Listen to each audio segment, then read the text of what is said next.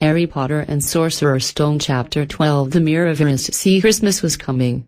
One morning in mid-December, Hogwarts woke to find itself covered in several feet of snow. The lake froze solid and the Weasley twins were punished for bewitching several snowballs so that they followed Quirrell around, bouncing off the back of his turban. The few owls that managed to battle their way through the stormy sky to deliver mail had to be nursed back to health by Hagrid before they could fly off again. No one could wait for the holidays to start. While the Gryffindor common room and the Great Hall had roaring fires, the drafty corridors had become icy and a bitter wind rattled the windows in the classrooms. Worst of all were Professor Snape's classes down in the dungeons, where their breath rose in a mist before them and they kept as close as possible to their hot cauldrons. "I do feel so sorry," said Draco Malfoy, "one potions class, or all those people who have to stay at Hogwarts for Christmas because they're not wanted at home." He was looking over at Harry as he spoke. Crabbe and Goyle chuckled. Harry, who was measuring out powdered spine of lionfish, ignored them. Malfoy had been even more unpleasant than usual since the Quidditch match.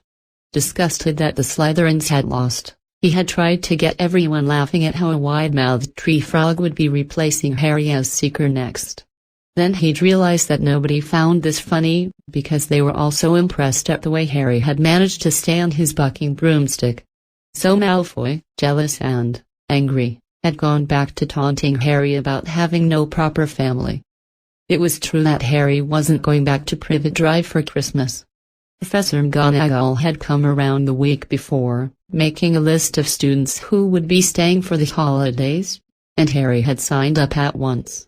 He didn't feel sorry for himself at all. This would probably be the best Christmas he'd ever had. Ron and his brothers were staying, too, because Mr. and Mrs. Weasley were going to Romania to visit Charlie. When they left the dungeons at the end of potions, they found a large fir tree blocking the corridor ahead. Two enormous feet sticking out at the bottom and a loud puffing sound told them that Hagrid was behind it. "Hi, Hagrid. Want any help?" Ron asked, sticking his head through the branches. "Nah, I'm all right, thanks, Ron. Would you mind moving out of the way?" came Malfoy's cold drawl from behind them. "Are you trying to earn some extra money, Weasley? Hoping to be gamekeeper yourself when you leave Hogwarts, I suppose. That hut of Hagrid's must seem like a palace compared to what your family's used to." Ron dived at Malfoy just as Snape came up the stairs. "Weasley." Ron let go of the front of Malfoy's robes. "He was provoked, Professor Snape," said Hagrid, sticking his huge hairy face out from behind the tree. "Malfoy was insulting his family. Be that as it may, fighting is against Hogwarts rules, Hagrid," said Snape silkily. 5 points from the Gryffindor, Weasley, and be grateful it isn't more. Move along, all of you." Malfoy, Crabbe, and Goyle pushed roughly past the tree, scattering needles everywhere and smirking. "I'll get him," said Ron, grinding his teeth at Malfoy's back. "One of these days, I'll get him." "I hate them both," said Harry, Malfoy and Snape. "Come on, cheer up. It's nearly Christmas," said Hagrid. "Tell ya what, come with me and see the Great Hall, looks a treat." So the three of them followed Hagrid and his tree off to the Great Hall, where Professor McGonagall and Professor Flitwick were busy with the Christmas decorations. "Ah, Hagrid, the last tree, put it in the far corner, would you?" The hall looked spectacular. Festoons of holly and mistletoe hung all around the walls, and no less than 12 towering Christmas trees stood around the room, some sparkling with tiny icicles, some glittering with hundreds of candles. "How many days you got left until your holidays?" Hagrid asked. "Just one," said Hermione. "And that reminds me, Harry, Ron, we've got half an hour before lunch. We should be in the library." "Oh yeah, you're right," said Ron, tearing his eyes away from Professor Flitwick, who had golden bubbles blossoming out of his wand and was trailing them over the branches of the new tree. "The library?" said Hagrid, following them out of the hall. "Just before the holidays? Bit keen, aren't ya?" "Oh, we're not working," Harry told him brightly.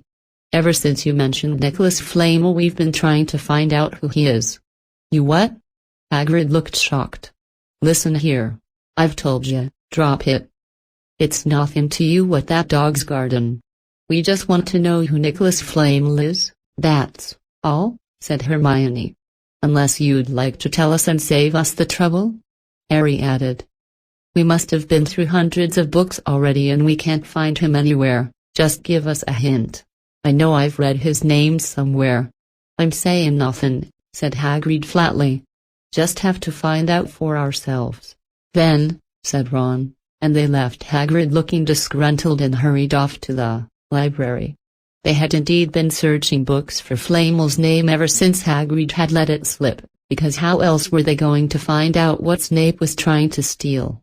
The trouble was, it was very hard to know where to begin, not knowing what Flamel might have done to get himself into a book. He wasn't in great wizards of the 20th century, or notable magical names of our time. He was missing, too, from important modern magical discoveries, and a study of recent developments in wizardry. And then, of course, there was the sheer size of the library, tens of thousands of books, thousands of shelves, hundreds of narrow rows. Hermione took out a list of subjects and titles she had decided to search while Ron strode off down a row of books and started pulling them off the shelves at random. Harry wandered over to the restricted section. He had been wondering for a while if Flamel wasn't somewhere in there. Unfortunately, you needed a specially signed note from one of the teachers to look in any of the restricted books, and he knew he'd never get one. These were the books containing powerful dark magic never taught at Hogwarts, and only read by older students studying advanced defense against the dark arts. "What are you looking for, boy?" "Nothing," said Harry. Madam Pince the librarian brandished a feather duster at him. "You'd better get out, then." "Go on, out." Wishing he'd been a bit quicker at thinking up some story, Harry left the library. He, Ron, and Hermione had already agreed they'd better not ask Madam Pince where they could find Flamel. They were sure she'd be able to tell them, but they couldn't risk Snape hearing what they were up to. Harry waited outside in the corridor to see if the other two had found anything, but he wasn't very hopeful. They had been looking for 2 weeks, but as they only had odd moments between lessons, it wasn't surprising they'd found nothing. What they really needed was a nice long search without Madam Pince breathing down their necks. 5 minutes later, Ron and Hermione joined him, shaking their heads. They went off to lunch. "You will keep looking while I'm away, won't you?" said Hermione. "And send me an owl if you find anything." "And you could ask your parents if they know who Flamel is," said Ron. "It'd be safe to ask them." "Very safe, as they're both dentists," said Hermione. Once the holidays had started, Ron and Harry were having too good a time to think much about Flamel. They had the dormitory to themselves and the common room was far emptier than usual, so they were able to get the good armchairs by the fire. They sat by the hour reading anything they could spear on a toasting fork, bread, English muffins, marshmallows, and plotting ways of getting Malfoy expelled, which were fun to talk about even if they wouldn't work. Ron also started teaching Harry wizard chess. This was exactly like Muggle chess except that the figures were alive, which made it a lot like directing troops in battle. Ron's set was very old and battered. Like everything else he owned, it had once belonged to someone else in his family. In this case, his grandfather. However, old chessmen weren't a drawback at all. Ron knew them so well he never had trouble getting them to do what he wanted. Harry played with chessmen Seamus Finnegan had lent him, and they didn't trust him at all. He wasn't a very good player yet and they kept shouting different bits of advice at him, which was confusing. "Don't send me there, can't you see his knight? Send him. We can afford to lose him." On Christmas Eve, Harry went to bed looking forward to the next day for the food and the fun, but not expecting any presents at all. When he woke early in the morning, however, the first thing he saw was a small pile of packages at the foot of his bed. "Merry Christmas," said Ron sleepily as Harry scrambled out of bed and pulled on his bathrobe. "You, too," said Harry. "Will you look at this? I've Got some presents. What did you expect, turnips? Said Ron, turning to his own pile, which was a lot bigger than Harry's. Harry picked up the top parcel. It was wrapped in thick brown paper and scrawled across it was to Harry, from Hagrid. Inside was a roughly cut wooden flute. Hagrid had obviously whittled it himself. Harry blew it. It sounded a bit like an owl. A second, very small parcel contained a note. We received your message and enclose your Christmas present. From Uncle Vernon and Aunt Petunia. Taped to the note was a 50-pence piece. That's friendly, said Harry. Ron was fascinated by the 50-pence. Weird. He said, what a shape. This is money? You can keep it, said Harry, laughing at how pleased Ron was. Hagrid and my aunt and uncle, so who sent these? I think I know who that one's from, said Ron, turning a bit pink and pointing to a very lumpy parcel. My mom. I told her you didn't expect any presents and, oh, no, he groaned, she's made you a Weasley sweater. Harry had torn open the parcel to find a thick, hand-knitted sweater in emerald green and a large box of homemade fudge. Every year she makes us a sweater, said Ron, unwrapping his own. And mine's always maroon. That's really nice of her, said Harry, trying the fudge, which was very tasty. His next present also contained candy, a large box of chocolate frogs from Hermione. This only left one parcel. Harry picked it up and felt it. It was very light. He unwrapped it. Something fluid and silvery gray went slithering to the floor where it lay in gleaming folds. Ron gasped. I've heard of those, he said in a hushed voice, dropping the box of every flavor bins he'd gotten from Hermione. If that's what I think it is, they're really rare, and really valuable. What is it? Harry picked the shining, silvery cloth off the floor. It was strange to the touch, like water woven into material. It's an invisibility cloak, said Ron, a look of awe on his face. I'm sure it is, try it on. Harry threw the cloak around his shoulders and Ron gave a yell. It is. Look down. Harry looked down at his feet, but they were gone. He dashed to the mirror. Sure enough, his reflection looked back at him, just his head suspended in midair, his body completely invisible. He pulled the cloak over his head and his reflection vanished completely. There's a note, said Ron suddenly. A note fell out of it. Harry pulled off the cloak and seized the letter. Written in narrow, loopy writing he had never seen before were the following words. Your father left this in my possession before he died. It is time it was returned to you. Use it well. A very Merry Christmas to you. There was no signature. Harry stared at the note. Ron was admiring the cloak. I'd give anything for one of these, he said. Anything. What's the matter? Nothing, said Harry.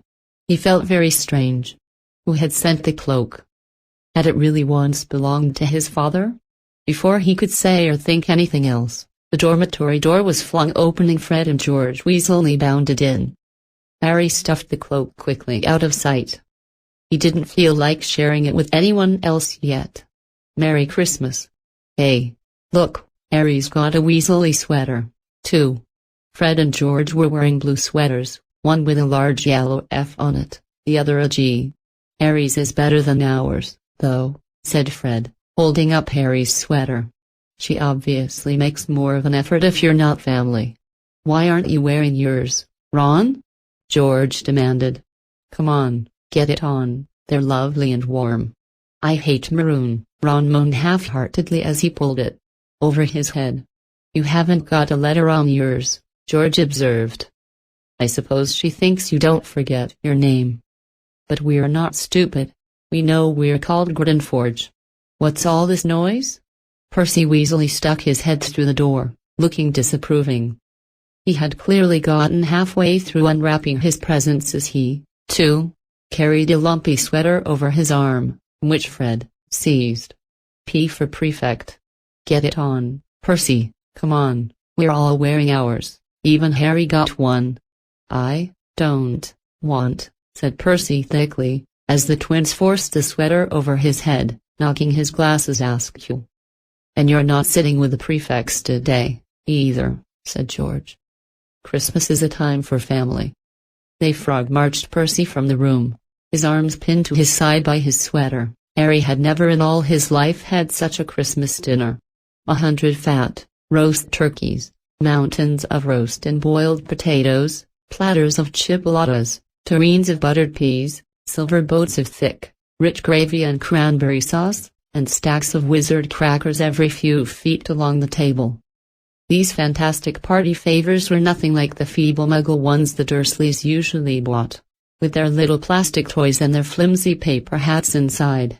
Harry pulled a wizard cracker with Fred and it didn't just bang, it went off with a blast like a cannon and engulfed them all in a cloud of blue smoke, while from the inside exploded a rear admiral's head and several live, white mice.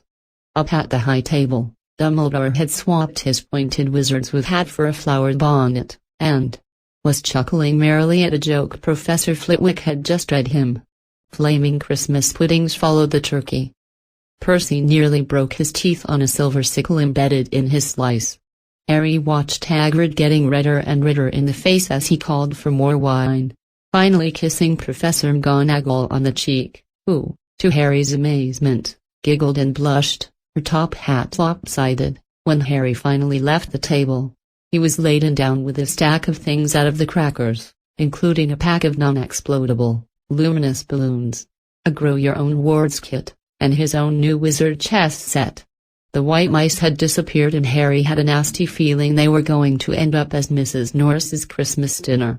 Harry and the Weasleys spent a happy afternoon having a furious, snowball fight on the grounds.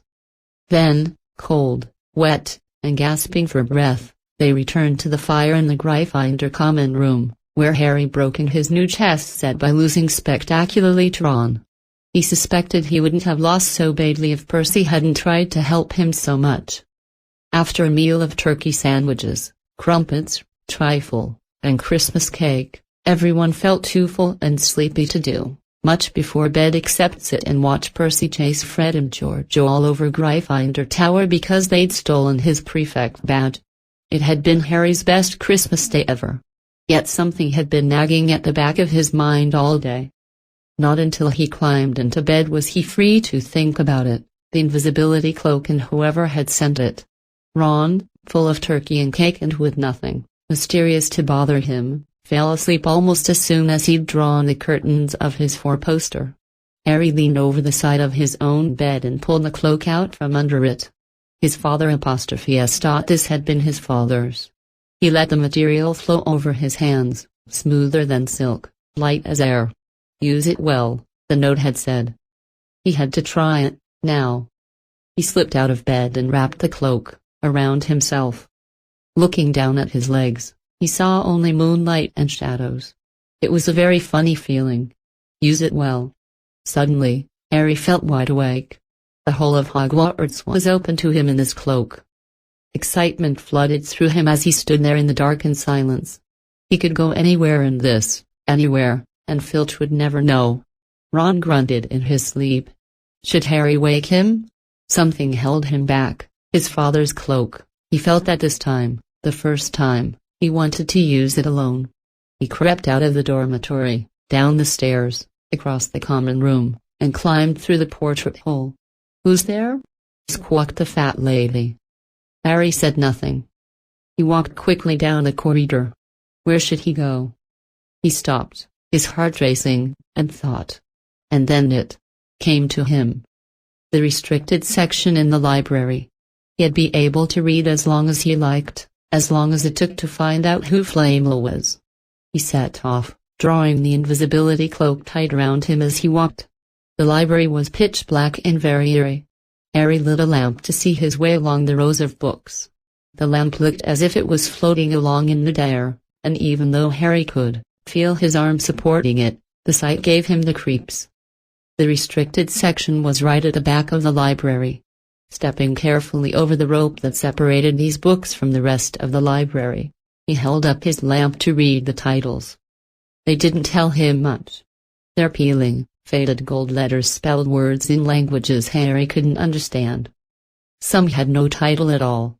One book had a dark stain on it that looked horribly like blood. The hairs on the back of Harry's neck prickled. Maybe he was imagining it, maybe not, but he thought a faint whispering was coming from the books, as though they knew someone was there who shouldn't be. He had to start somewhere. Setting the lamp down carefully on the floor, he looked along the bottom shelf for an interesting-looking book. A large black and silver volume caught his eye. He pulled it out with difficulty, because it was very heavy, and, balancing it on his knee, let it fall open. A piercing, blood-curdling shriek split the silence. The book was screaming. Harry snapped it shut, but the shriek went on and on, one high, unbroken, ear-splitting note. He stumbled backward and knocked over his lamp, which went out at once. Panicking, he heard footsteps coming down the corridor outside. Stuffing the shrieking book back on the shelf, he ran for it. He passed Filch in the doorway. Filch's pale, wild eyes looked straight through him, and Harry slipped under Filch's outstretched arm and streaked off up the corridor, the book's shrieks still ringing in his ears. He came to a sudden halt in front of a dull suit of armor. He had been so busy getting away from the library. He hadn't paid attention to where he was going. Perhaps because it was dark, he didn't recognize where he was at all. There was a suit of armor near the kitchens, he knew, but he must be 5 floors above there. You asked me to come directly to you, Professor, if anyone was wandering around at night, and somebody's been in the library restricted section. Harry felt the blood drain out of his face. Wherever he was, Filch must know a shortcut, because his soft, greasy voice was getting nearer, and to his horror, it was Snape who replied, "The restricted section? Well, they can't be far. We'll catch them." Harry stood rooted to the spot as Filch and Snape came around the corner ahead. They couldn't see him, of course, but it was a narrow corridor, and if they came much nearer they'd knock right into him. The cloak didn't stop him from being solid. He backed away as quietly as he could. The door stood ajar to his left. It was his only hope. He squeezed through it, holding his breath, trying not to move it, and to his relief he managed to get inside the room without their noticing anything. They walked straight past, and Harry leaned against the wall, breathing deeply, listening to their footsteps dying away. That had been close, very close. It was a few seconds before he noticed anything about the room he had hidden in. It looked like an unused classroom. The dark shapes of desks and chairs were piled against the walls, and there was an upturned waste paper basket, but propped against the wall facing him was something that didn't look as if it belonged there, something that looked as if someone had just put it there to keep it out of the way. It was a magnificent mirror, as high as the ceiling, with an ornate gold frame, standing on 2 clawed feet. There was an inscription carved around the top. His panic fading now that there was no sound of Filch and Snape, Harry moved nearer to the mirror, wanting to look at himself but see no reflection again. He stepped in front of it. He had to clap his hands to his mouth to stop himself from screaming. He whirled around.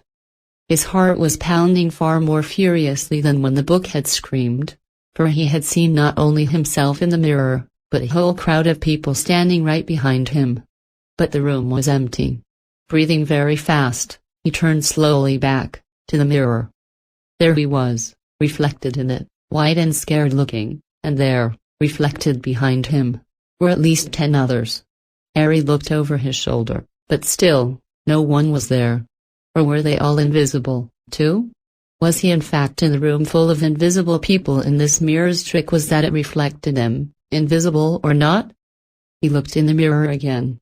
A woman standing right behind his reflection was smiling at him and waving. He reached out a hand and felt the air behind him. If she was really there, he had touched her. Their reflections were so close together, but he felt only air. She and the others existed only in the mirror. She was a very pretty woman. She had dark red hair, and her eyes are just like mine, Harry thought, edging a little closer to the glass. Bright green, exactly the same shape, but then he noticed that she was crying, smiling, but crying at the same time. The tall, thin, black-haired man standing next to her put his arm around her. He wore glasses, and his hair was very untidy. It stuck up at the back, just as Harry's did. Harry was so close to the mirror now that his nose was nearly touching that of his reflection. "Mom?" he whispered. "Dad?" They just looked at him, smiling. And slowly, Harry looked into the faces of the other people in the mirror, and saw other pairs of green eyes like his, other noses like his, even a little man who looked as though he had Harry's knobbly knees. Harry was looking at his family, for the first time in his life. The Potters smiled and waved at Harry, and he stared hungrily back at them. His hands pressed flat against the glass as though he was hoping to fall right through it and reach them. He had a powerful kind of ache inside him, half joy, half terrible sadness. How long he stood there, he didn't know. The reflections did not fade, and he looked and looked until a distant noise brought him back to his senses. He couldn't stay here. He had to find his way back to bed. He tore his eyes away from his mother's face, whispered, "I'll come back," and hurried from the room. "You could have woken me up," said Ron, crossly. "You can come tonight. I'm going back. I want to show you the mirror." "I'd like to see your mom and dad," Ron said eagerly, "and I want to see all your family, all the Weasleys. You'll be able to show me your other brothers and everyone. You can see them any old time," said Ron. "Just come round my house this summer. Anyway, maybe it only shows dead people. Shame about not finding Flamel, though. Have some bacon or something. Why aren't you eating anything?" Harry couldn't eat. He had seen his parents and would be seeing them again tonight. He had almost forgotten about Flamel. It didn't seem very important anymore. Who cared what the three-headed dog was guarding? What did it matter if Snape stole it, really? "Are you all right?" said Ron. "You look odd." What Harry feared most was that he might not be able to find the mirror room again. With Ron covered in the cloak, too, they had to walk much more slowly the next night. They tried retracing Harry's route from the library, wandering around the dark passageways for nearly an hour. "I'm freezing," said Ron. "Let's forget it and go back." "No," Harry hissed. "I know it's here somewhere." They passed the ghost of a tall witch gliding in the opposite direction, but saw no one else. Just as Ron started moaning that his feet were dead with cold, Harry spotted the suit of armor. "It's here, just here, yes." They pushed the door open. Harry dropped the cloak from around his shoulders and ran to the mirror. There they were. His mother and father beamed at the sight of him. "See?" Harry whispered. "I can't see anything." Look. Look at them all. There are loads of them." "I can only see you." "Look in it properly." "Go on, stand where I am." Harry stepped aside, but with Ron in front of the mirror, he couldn't see his family anymore, just Ron in his paisley pajamas. Ron, though, was staring transfixed at his image. "Look at me," he said. "Can you see all your family standing around you?" "No, I'm alone, but I'm different. I look older, and I'm head boy." "What?" "I am. I'm wearing the badge like Bill used to, and I'm holding the house cup and the Quidditch cup. I'm Quidditch captain, too." Ron tore his eyes away from this splendid sight to look excitedly at Harry. "Do you think this mirror shows the future?" "How can it? All my family are dead. Let me have another look. You had it to yourself all last night. Give me a bit more time." "You're only holding the Quidditch cup. What's interesting about that?" "I want to see my parents." "Don't push me." A sudden noise outside in the corridor put an end to their discussion. They hadn't realized how loudly they had been talking. "Quick!" Ron threw the cloak back over them as the luminous eyes of Mrs. Norris came round the door. Ron and Harry stood quite still, both thinking the same thing. Did the cloak work on cats? After what seemed an age, she turned and left. "This isn't safe. She might have gone for Filch. I bet she heard us. Come on." And Ron pulled Harry out of the room. The snow still hadn't melted the next morning. "Want to play chess, Harry?" said Ron. "No." "Why don't we go down and visit Hagrid?" "No. You go." "I know what you're thinking about, Harry, that mirror." "Don't go back tonight." "Why not?" "I dunno. I've just got a bad feeling about it, and anyway, you have had too many close shaves already. Filch, Snape, and Mrs. Norris are wandering around? So what if they can't see you? What if they walk into you? What if you knock something over? You sound like Hermione. I'm serious, Harry. Don't go. But Harry only had one thought in his head, which was to get back in front of the mirror, and Ron wasn't going to stop him. That third night he found his way more quickly than before. He was walking so fast he knew he was making more noise than was wise, but he didn't meet anyone. And there were his mother and father smiling at him again, and one of his grandfathers nodding happily. Harry sank down to sit on the floor in front of the mirror. There was nothing to stop him from staying here all night with his family. Nothing at all. Except, so, back again, Harry? Harry felt as though his insides had turned to ice. He looked behind him. Sitting on one of the desks by the wall was none other than Albus Dumbledore. Harry must have walked straight past him, so desperate to get to the mirror he hadn't noticed him. I didn't see you, sir. Strange how nearsighted being invisible can make you, said Dumbledore, and Harry was relieved to see that he was smiling.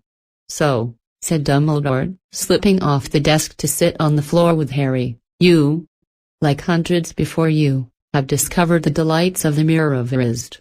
I didn't know it was called that, sir. But I expect you've realized by now what it does? Well, it shows me my family, and it showed your friend Ron himself as head boy. How did you know, Dash? I don't need a cloak to become invisible, said Dumbledore gently. Now, can you think what the Mirror of Erised shows us all? Harry shook his head. Let me explain. The happiest man on earth would be able to use the Mirror of Erised like a normal mirror, that is, he would look into it and see himself exactly as he is. Does that help? Harry thought. Then he said slowly, it shows us what we want. Whatever we want. Yes and no, said Dumbledore quietly. It shows us nothing more or less than the deepest, most desperate desire of our hearts. You, who have never known your family, see them standing around you. Ronald Weasley, who has always been overshadowed by his brothers, sees himself standing alone, the best of all of them. However, this mirror will give us neither knowledge or truth. Men have wasted away before it, entranced by what they have seen, or been driven mad, not knowing if what it shows is real or even possible.